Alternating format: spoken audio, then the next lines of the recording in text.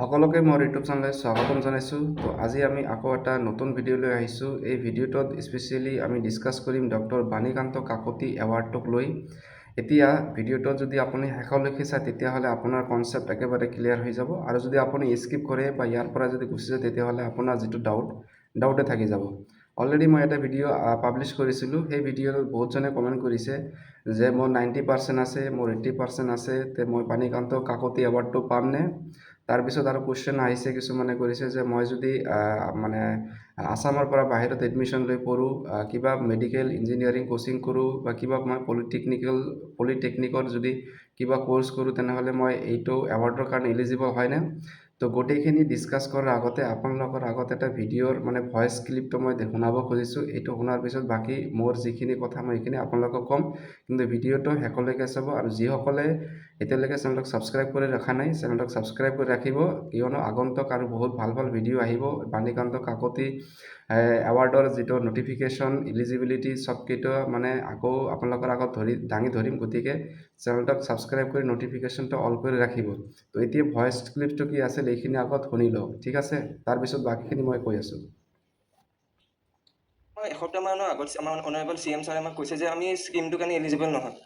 এতিয়া আমাৰ CM ছাৰে কৈছে যে এই স্কিমটোৰ কাৰণে অকল যোনবিলাকে অসমৰ কলেজবিলাকত পঢ়ি আছে সিহঁতে এলিজিবল হয়। যোনবোৰ ড্ৰপাৰ্ছ হয় বা অসমৰ বাহিৰত মাইগ্ৰেট হৈ পেলাই যোনবোৰ চেণ্ট্ৰেল ইউনিভাৰ্চিটি বা কলেজবিলাকত পঢ়ি আছে সিহঁতবোৰ এলিজিবল নহয়। এই কথাটোত তো এতিয়া কথাটো হ'ল, আপোনালোকে শুনি পাইছে। তো এইটো 2025 চনৰ নিউজ আছিল, আৰু তেতিয়া সেই নিউজটো বহুত ভাইৰেল হৈ আছিল। তো অলৰেডি মই যিটো ভিডিঅ' আপলোড কৰিছিলোঁ সেই ভিডিঅ'ত মই গোটেইখিনি ইলিজিবিলিটি ক্ৰাইটেৰিয়াবিলাক মই ডিছকাছ কৰি দিছোঁৱে।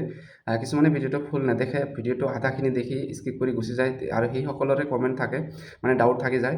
তো এতিয়া ভইচটো শুনাৰ পিছত আপোনালোকৰ হয়তো অলপো ডাউট নাথাকিব। তো এতিয়া কথাটো হ'ল যে যদি আপোনালোকে স্কুটিটো স্পেচিয়েলি ল'ব খোজে তেতিয়াহ'লে আপোনালোকক কাম কৰিব লাগিব কি, ইয়াত মেনশ্যন কৰি দিয়া আছে যে ডিগ্ৰী হ'ব লাগিব বুলি।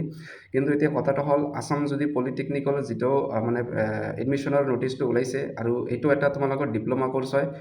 আৰু আই থিংক মোৰ হিচাপত এই ডিপ্ল'মা কোৰ্চটোত ল'লে আপোনালোকে স্কুটিখন পাব, কাৰণ এইটো গভটৰে হয় আৰু আছামৰে হয়, আউটছাইড অফ আছাম নহয়। তো সেইটো পলিটেকনিকত ল'লেও আপোনালোকে স্কুটিখন পাব পাৰে। তো এতিয়া কথাটো হ'ল এই ফাইনেল কনফাৰ্ম নিউজ নহয়, কাৰণ যোৱাবেলিও 2025-ৰ যিটো নিউজ দিছিল সেইটো অনলি এসপ্তাহমান আগতে এইটো কৈছিল মামাই যে কাক স্কুটিখন দিয়া হ'ব। তাত কোৱা হৈছিল যে মামাই কৈছিল যিসকলে হায়াৰ ডিগ্ৰী লৈ এডুকেশ্যনটো কণ্টিনিউ কৰিব, কিছুমানে ধৰক এতিয়া 12 পাছ কৰিল, ড্ৰপ আউট হৈ গ'ল, যে মই এতিয়া আৰু নপঢ়োঁ, মই বেলেগ কিবা কৰিম, তেতিয়াহ'লে সেইসকল ষ্টুডেণ্টে স্কুটিখন নাপায়। আৰু কিছুমানে ধৰক কি কৰে, ডিগ্ৰীটো কণ্টিনিউ কৰে আৰু আছামতে এডমিশ্যন লয়, সেইসকলকো স্কুটি দিয়া হৈছে। যিসকলে ধৰা ডিগ্ৰীটো লৈছে ঠিকেই, কিন্তু আউটছাইড অফ আছাম, বাহিৰত লৈছে, তেতিয়াহ'লে তেওঁসকলক স্কুটিখন দিয়া হোৱা নাই। আৰু এটা কথা কিছুমানে কমেণ্ট কৰি আছে যে দাদা মই যদি ডিগ্ৰীটোৱে কমপ্লিট কৰোঁ, কিন্তু মই যদি অনলাইনত কৰোঁ তেতিয়াহ'লে মই স্কুটিখন পামনে? তো কথাটো একেই কথা, যিটো আপুনি অনলাইনত কৰিম বুলি খুজিছে সেইটো একচুৱেলি ক'ব গ'লে আমাৰ আছামৰ আণ্ডাৰতে নপৰে, এইটো তোমালোকৰ আদাৰ্ছ ষ্টেটৰ পৰাই হয়। তো সেই ক্ষেত্ৰতো চাগে আপোনালোকৰ স্কুটিটোত নিদিবও পাৰে। তো এতিয়া কথাটো হ'ল, স্কুটিখন ল'ব হ'লে আপোনালোকক এই গোটেইখিনি বস্তু ফুলফিল কৰিব লাগিব, আৰু বাকী ফাৰ্ডাৰ নটিফিকেশ্যন যেতিয়া দিব মামাই, তেতিয়া আপোনালোকক জনাই দিম। তো সেইখিনিলৈ ৱেইট কৰিব লাগিব। আৰু চেনেলটো যদি নতুন কৰি ভিজিট কৰিছে, ছাবস্ক্ৰাইব কৰি ৰাখিব। আৰু এটা ইম্পৰ্টেণ্ট নিউজ ইয়াতে দিব খুজিছোঁ যে ঈশানোদয় স্কলাৰশ্বিপটো যিসকলে কৰিব খুজিছে তেতিয়াহ'লে সেইসকলে কি কৰিব, আৰু চেনেলটোক বেছিকৈ ছাবস্ক্ৰাইব কৰিব, কাৰণ মই ঈশানোদয় স্কলাৰশ্বিপটো পাইছিলোঁ, আৰু তাক কেনেকৈ পাইছিলোঁ, ডকুমেণ্টছ কি লাগিছিল, আৰু কেনেকৈ অনলাইন এপ্লিকেশ্যন কৰিব লাগিছিল।